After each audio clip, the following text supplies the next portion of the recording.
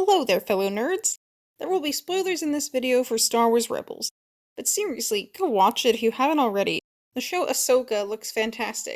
And let's face it, it's probably going to feel a bit like Rebels Season 5 mixed with a Clone Wars Season 8. Okay, but will Sabine Wren die in the upcoming show? I hate it too, and I know Dave Filoni hates killing his characters. But I can't watch the second Ahsoka trailer and not come to that conclusion. For those of you who might not know, Sabine Wren is the Mandalorian with dyed hair who stands in the front of the mural of the Rebels cast, and who refers to Ahsoka Tano as Master in the trailer. Now, I know that there's already been some speculation regarding Sabine's potential Force sensitivity, but I eventually came to the conclusion that she isn't for a number of reasons, one being the line, "You have no power," but also just the fact that there's been zero indication of that before, and I honestly think that would be less interesting.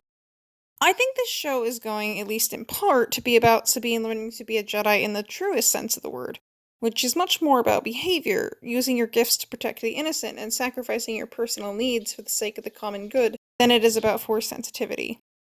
Sabine grew up on Mandalore, a culture that traditionally sees itself as Jedi opposites, and not simply because they're enemies.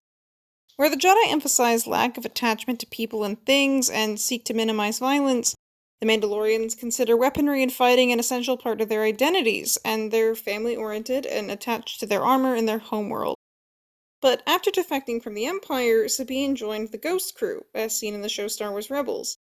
The Force users of that era are different from those of the prequels. They're either Inquisitors or they're Jedi who are hunted and hated, who choose to resist the Empire, to be Jedi, despite the lack of structure and resources provided by the Order. Like Luke Skywalker's journey to become a Jedi in the original trilogy, Star Wars Rebels' main character, Ezra Bridger, becomes a Jedi in a galaxy that is split between people who want to kill him and people oppressed by the Empire, who need the hope Jedi provide more than ever. Sabine spent her young adulthood around Ezra and was eventually taught to use the Darksaber by Kanan Jarrus, a Jedi who survived Order 66 as a Padawan. Kanan's story is that he lost confidence in his own ability to become a Jedi, and only reclaims it, slowly and painfully, as he fulfills what he sees as his duty to teach Ezra. In the last season of Rebels, Kanan sacrifices himself for the crew, and dies. And in the very last episode, Ezra follows his example, allowing himself to be sucked into hyperspace with Grand Admiral Thrawn, and to parts unknown and far, far away from his found family. The trailer references both their sacrifices in the scene where Sabine is kneeling in front of her helmet, watching a hologram of Ezra who says, "As a Jedi, sometimes you have to make the decision that no one else can. I'm counting on you to see this through." "I'm counting on you" are the words Ezra uses in the Rebels finale to let Sabine know she's going to need to come find him someday, and I think we can assume that whatever glimpse of the future he got included the role Sabine would play, not only in finding him, but in the ongoing battle against Thrawn.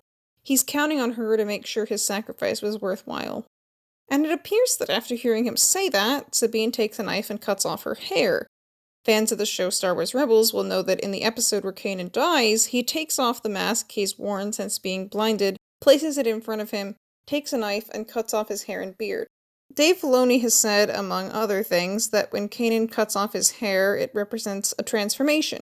Filoni doesn't say how much Kanan knows about his own death, but I think it's safe to say Sabine remembers what happened after Kanan cut his hair. That Kanan died, and she may cut her hair because she knows she may die if she goes on this mission to find Ezra. Because she's ready at least to accept the idea of following in Kanan's footsteps, and maybe because she's come to embrace their Jedi philosophy. And while Sabine probably can't know for sure about her own death the way a Force-sensitive could, it could also be the creators talking to the audience.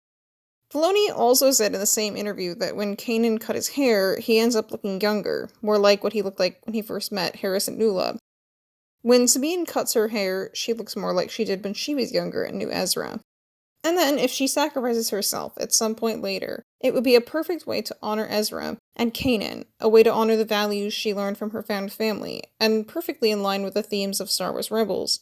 The Jedi in that story show that love doesn't have to equal selfishness. In fact, Ezra's arc shows how as he learns to trust and love, he actually becomes less selfish.